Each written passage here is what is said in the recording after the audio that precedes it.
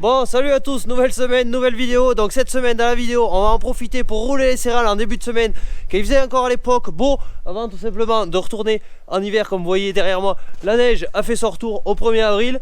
Donc également, grosse nouveauté, je rééquipe le 6910 en jantes et en pneus. Je vous montre tout ça, je vous explique tout ça, pourquoi j'ai fait cela. On s'y colle, go!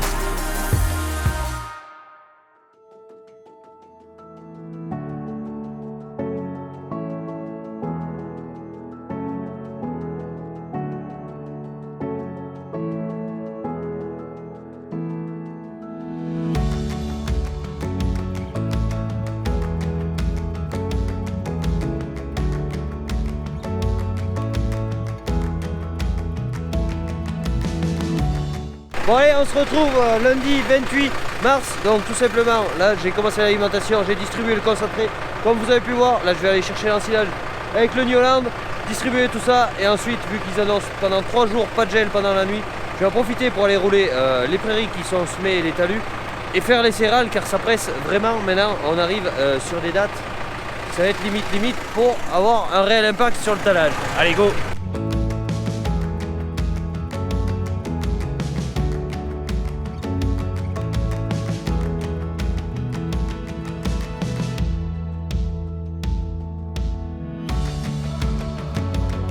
Bon allez, des sileuses chargées comme vous voyez, il reste quand même du silo, il en reste pour faire l'annulage pour tout avril, même aller jusqu'à quelques jours de mai. À mon avis, je ne l'ai pas mesuré, mais vu ce qui reste, enfin le silo il est attaqué là-bas en bas, là où il y a de la prairie.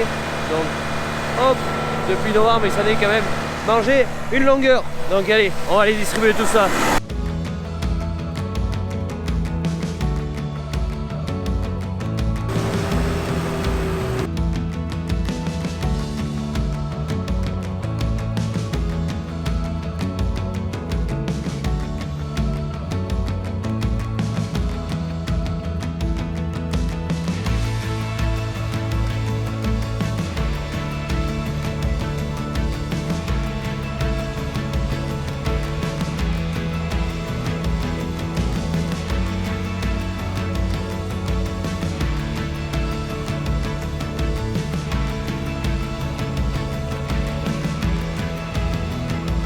Bon allez, alimentation terminée, maintenant je suis à peu près tranquille pour la journée. Donc ici vous avez pu voir des prises de vue un peu rapprochées sur les arrières des brebis. Donc comme vous voyez, vraiment du pis.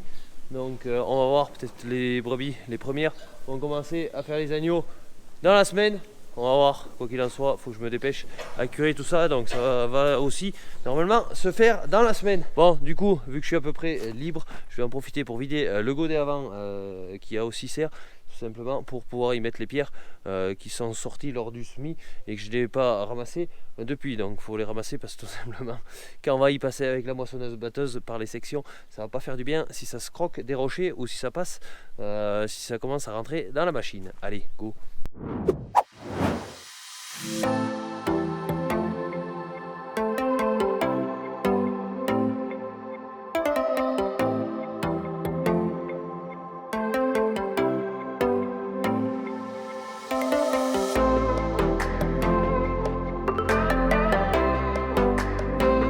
J'ai commencé à rouler avec céréales. Là je suis venu rouler le bout de prairie, donc semé depuis maintenant 3 ou 4 jours, et avec soleil ça a fini de sécher la terre. Bon, il annonce un petit peu d'eau, donc c'est pas forcément bien grave. L'idéal aurait été de rouler direct derrière, sachant qu'il gelait la nuit. Je voulais capiter mon roulage pour rouler ce peu et aussi les céréales en même temps pour éviter des navettes au prix du gasoil. Et des fois il faut le raisonner plus économique que technique.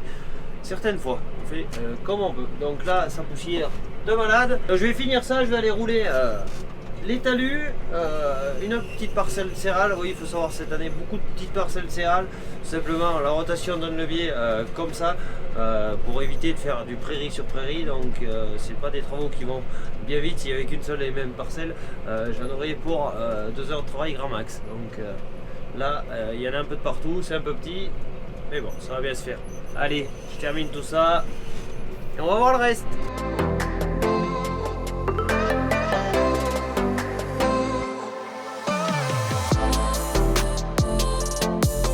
Bon, cette année pour le roulage des céréales, on est sur des conditions exceptionnelles. Il fait super sec, il est annoncé quand même chaud cette nuit. Bon, un gros dérèglement en fin de semaine, mais ça on en reparlera. Donc ce qui fait quand même du bon boulot. Seul petit bémol que je trouve quand le terrain est vraiment bien sec, c'est que ça rappuie un peu moins bien que quand la terre est humide. Bon, du coup je réduis un peu la vitesse, j'essaie que le passage du rouleau, il laisse le temps de bien faire son job et pas faire ça à fond où je trouve que ça pourrait faire un effet un peu moins bien. Bon, ça c'est peut-être un peu mon petit côté maniaque. Allez, ici sur ce site c'est fini, maintenant on retourne vers la ferme.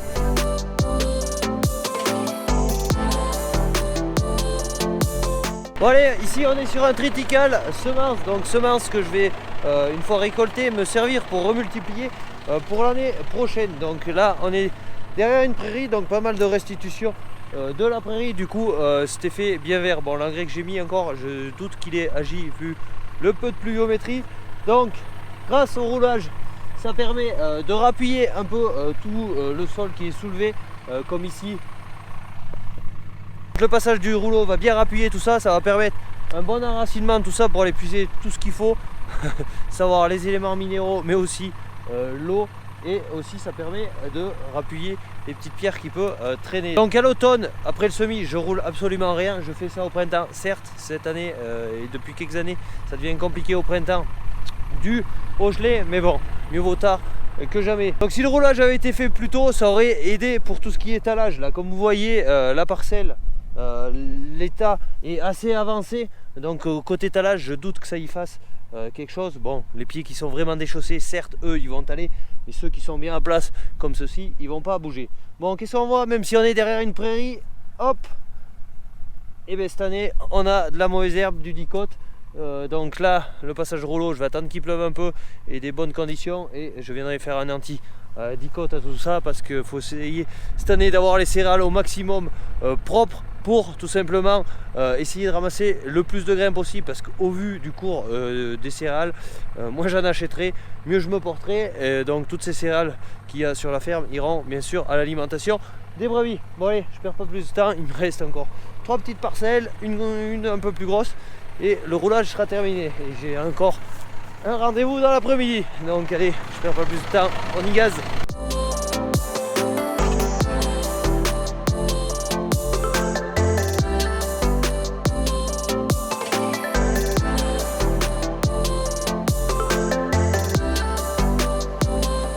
Bon, ici autre parcelle de céréales, donc 2 parcelles, 2 ambiances différentes. Donc ici dans le coin de la parcelle, on a de la terre que j'appelle noire, de la terre qui est vachement plus froide, et comme vous voyez ici les plants de céréales, bon il n'y en a pas grand, mais elles n'ont pas passé l'hiver, donc les plants de céréales sont complètement desséchés, séchés de par le vent, le gel, le sec. Donc ici c'est clair et net, il n'y aura pas de céréales, ou un pied ici, un pied là-bas. Donc chez moi on fait de la céréale, mais bien souvent il y a des parcelles qui sont super fragiles. Bon, celle-là elle en fait partie, bon ça tient pas juste ici dans le coin, mais le reste de la parcelle est correct, donc on fait comme on peut. C'est clair qu'il n'y aura pas forcément bien de rendement sur des parcelles comme ça. Bon, c'est plus à vocation de rotation et tout. Allez, je perds pas plus de temps, je vais ramasser les quelques pierres qui restent, rouler en même temps.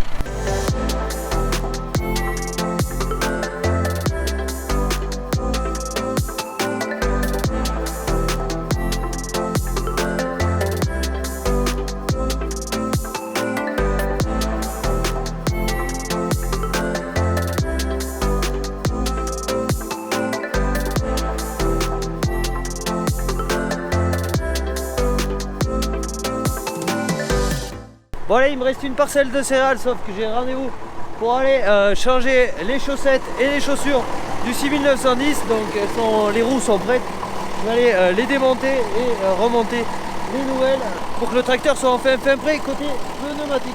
Donc on va changer tout ça, je vais vous montrer un peu les nouvelles jantes, enfin tout ce qu'il y a de nouveau pour ce prochain tracteur.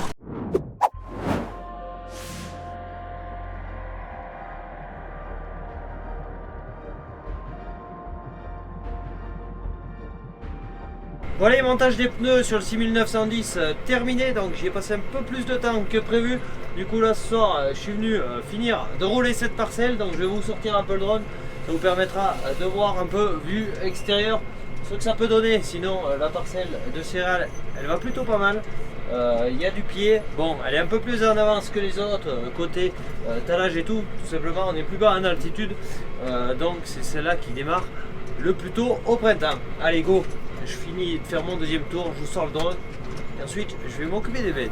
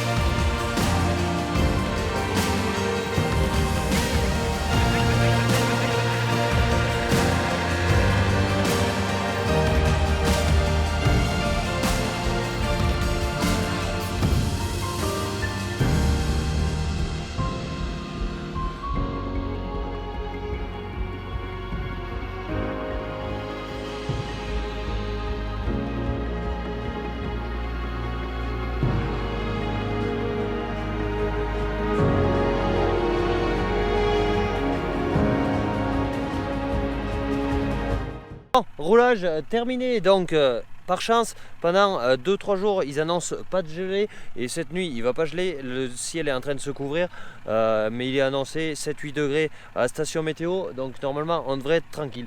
Donc le gros inconvénient de rouler les céréales et s'il gèle la nuit derrière, c'est que déjà de par le rouleau on arrive à agresser les jeunes plants. S'il gèle par derrière, c'est un coup de faire un désherbage total des céréales, pas total mais vraiment handicaper la céréale. Bon, donc le gros problème c'est que vendredi ils annoncent moins 10 la nuit et moins 2 ou moins 3 en journée, donc ça va vraiment stresser les céréales. Bon, les prairies n'ont pas encore démarré, c'est pas pareil, mais les céréales il se peut que ça arrive à geler. Bon, on n'est pas au stade épi 1 cm, ça manque encore, elles n'ont pas attaqué la montaison, donc normalement on ne devrait pas retrouver de traces de gel. Il faut savoir que l'an dernier, je vous l'avais montré, il y avait des épis qui n'étaient pas pleins dû au gel du printemps. Donc cette année, j'ai l'impression que ça veut repartir pareil. Bon, par chance, nous les céréales, elles ne sont pas en avance. Donc normalement, il n'y aura pas trop de risques, mais ça, c'est évidemment normalement, on verra bien. Le triticale est quand même une plante assez résistante et bien adaptée ici en montagne. Bon, allez, du coup, moi j'ai fini, je vais rentrer à la ferme, m'occuper faire l'entretien du rouleau parce qu'il repart demain et de s'occuper de donner à manger aux bêtes. Allez.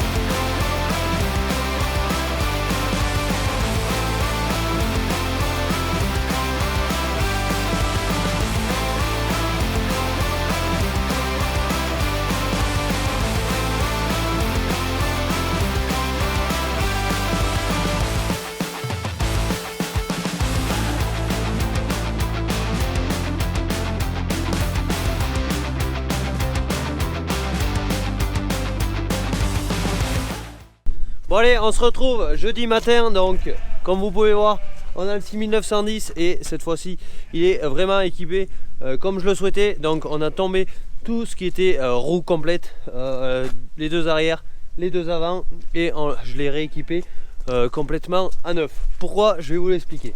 Alors déjà, il faut savoir que sur ce tracteur, il avait une voie vraiment trop large. Je vous l'avais dit lors de la présentation du tracteur, il était à 2 mètres, 2 mètres 10 de voie.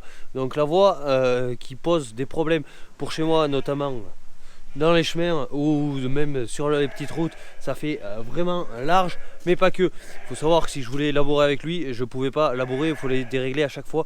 La charrue, le but de ce tracteur, c'est d'être polyvalent et qu'il puisse à terme remplacer soit le New Holland, soit le 6R. Donc vu que j'étais en jante fixe à l'arrière avec un diamètre déjà 32, j'ai changé les jantes. Donc du coup j'ai fait fabriquer 4 jantes neuves chez Sodi Jantes. Bon, ils font vraiment de la super jante quoi.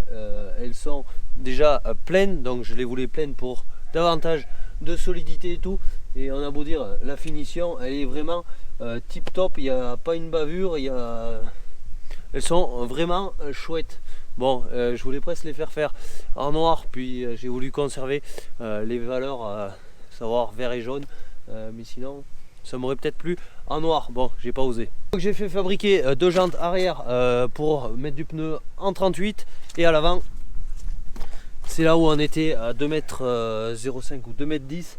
Donc pareil, 2 jantes en 28, en 10 trous pour devant, en 8 trous pour derrière de mémoire.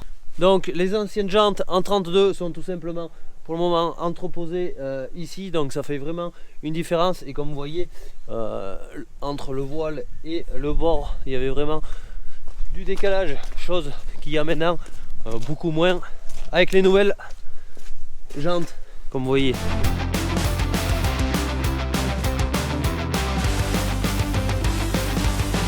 Donc comme je vous l'ai dit, j'ai fait refaire les jantes et aujourd'hui j'ai une voie de 1816 avant-arrière. Tout simplement les roues avant arrière passent dans les milieux de roues avant pour que ça soit bien linéaire lors du labour. Donc ce qui veut dire aussi qu'on a rétréci un peu le tracteur, chose que je voulais.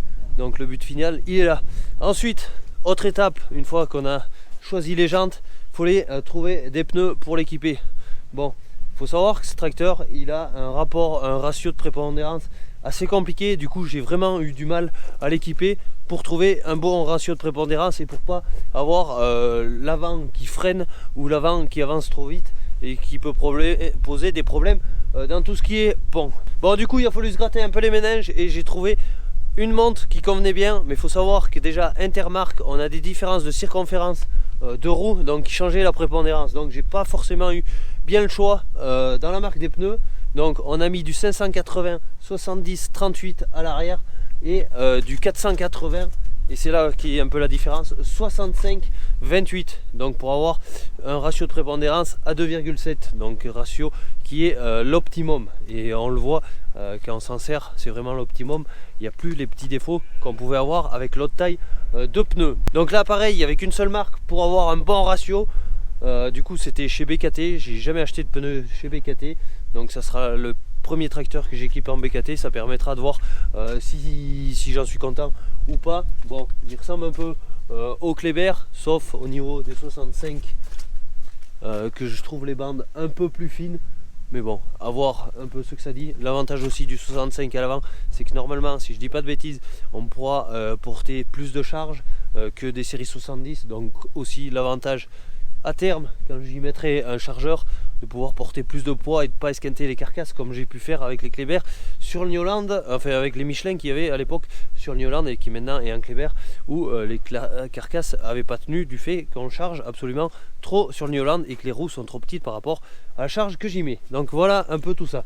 Donc une fois que j'avais trouvé la marque, il suffisait de trouver les pneus. Alors là c'est la croix et la bannière, des pneus des 580 70 38 en BKT, introuvable au niveau de la France. Donc j'ai vraiment galéré, j'en ai appelé beaucoup et beaucoup. Du coup j'ai eu chance à tout le pneu qui est dans le nord de la France, du coup qui recevait ces pneus. Il en recevait quelques-uns, du coup je lui les ai bloqués, il me les a envoyés le lundi, ils sont arrivés jeudi au centre de montage, donc ça a été plus que rapide. Donc grand merci à lui qui a pu du coup me fournir les pneus pour équiper le tracteur. Donc j'ai pris les avant, les arrière pour les jantes, chez Sodijantes, pareil, ça n'a pas traîné.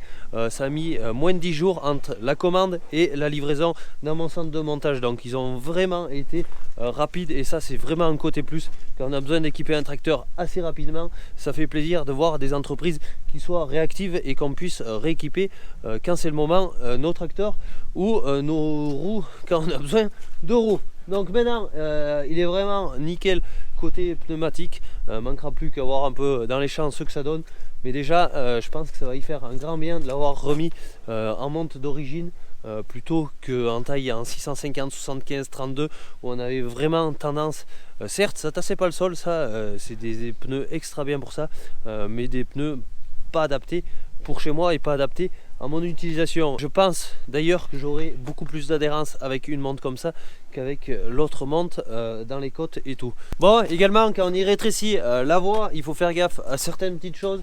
Donc quand on braque ici, régler les butées pour pas venir lécher le bâti du tracteur ou en l'occurrence ici le relevage. Donc j'ai réglé mes angles de braquage pour être vraiment parfait. Donc je l'ai même essayé quand le balancier du pont est complètement à fond.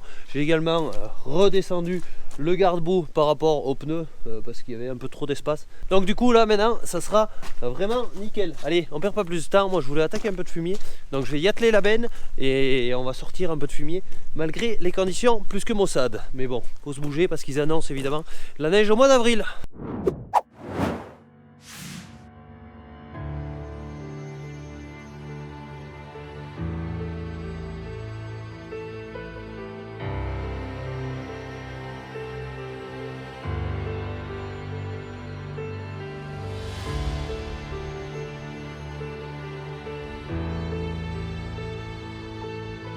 Bon, allez, on se reprend, on est vendredi matin. Donc hier, j'ai sorti du fumier, je vous ai rien filmé, j'étais pas forcément en avance.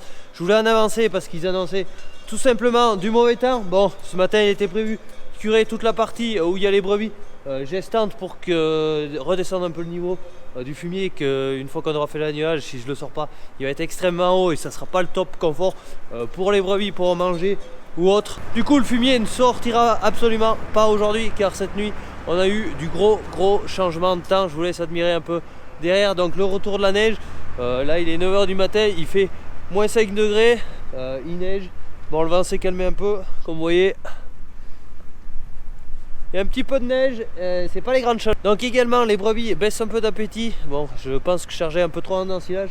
Du coup aujourd'hui je vais en profiter pour distribuer de l'enrubanage. Ça m'évitera d'aller au silo et prendre des risques sur la route et de foutre le tracteur en l'air. Donc je vais donner de l'enrubanage, ça permettra aussi de remettre un peu les brebis en appétit parce que depuis quelques temps c'est bien moyen. Je ne sais pas si elles sentent le printemps, mais tout ce qui est consommation de fourrage et tout, c'est un petit peu en baisse. Bon, allez, on va distribuer tout ça et ensuite on attaquera autre chose.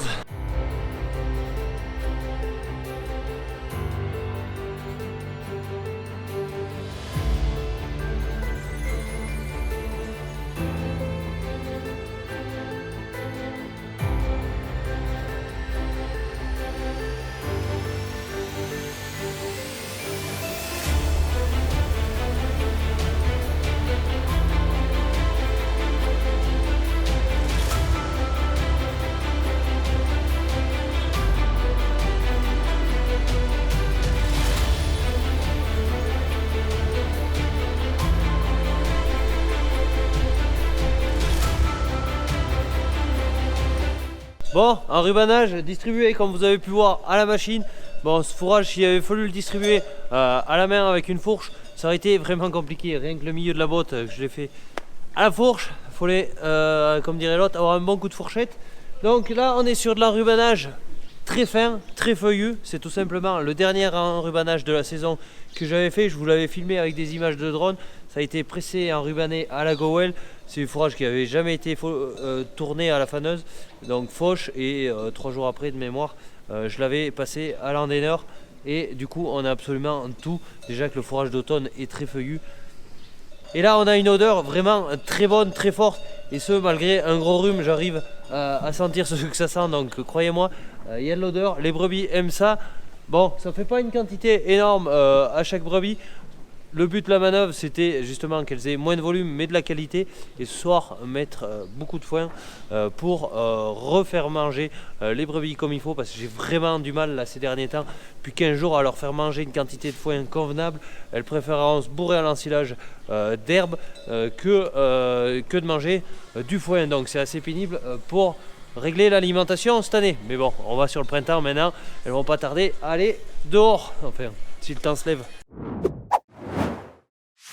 Bon, allez, je voulais rajouter une petite parenthèse par rapport à la fabrication des jantes. Donc, fabrication des jantes via Sodijante, fabrication française. Et Dieu sait, par les temps qui courent, la fabrication locale est plus que jamais importante quand on voit ce qui se passe dans les différents conflits qui peuvent impacter ensuite les cours ou tout. Aujourd'hui, de voir qu'on a des entreprises performantes françaises qui font du boulot de qualité, et ça me fait super plaisir à voir. Ça me fait plaisir de leur acheter des équipements qu'il faut ou autre. Donc fabriqué en France, produit en France, utilisé en France, quoi demander de mieux. Donc également sur Sodijante, si vous ne l'avez pas vu, si vous n'êtes pas abonné à la chaîne de Gaël, il avait fait une super vidéo comment a été fabriqué les jantes et tout, et moi ça m'avait vraiment plu voir à partir de matières premières, d'un cerclage et des voiles, arriver à obtenir des jantes, les jantes comme vous avez pu voir qui sont vraiment bien faites. Donc n'hésitez pas à aller la voir si ce n'est pas déjà fait. Moi je vais bricoler un peu dedans étant donné la météo. On poursuivra les travaux de curage et j'essaierai de vous en montrer un peu la semaine prochaine. Quoi qu'il en soit, l'agnelage n'a pas trop commencé encore. Bon, je pense que ça va me laisser une semaine de rab, parce que j'ai réfléchi qu'à l'automne, vu les conditions maussades, j'avais lâché les béliers un peu plus tard pour simplement avoir une bonne lutte. Donc normalement je dois avoir une semaine de marge de manœuvre, qui va me permettre d'être dans les clous pour être fin prêt pour l'agnelage. Donc on verra également la météo qui va nous faire ce week-end, qu'ils annoncent très froid avec de la neige et tout. On verra l'impact si ça en a sur les cultures et tout. Je croise les doigts pour que ça n'ait le moins possible afin de faire une bonne année. Donc on va rester là pour cette vidéo de cette semaine. N'hésitez pas à vous abonner si ce n'est pas déjà fait, likez, commentez. Moi je vous dis à la semaine prochaine. Ciao, bye bye.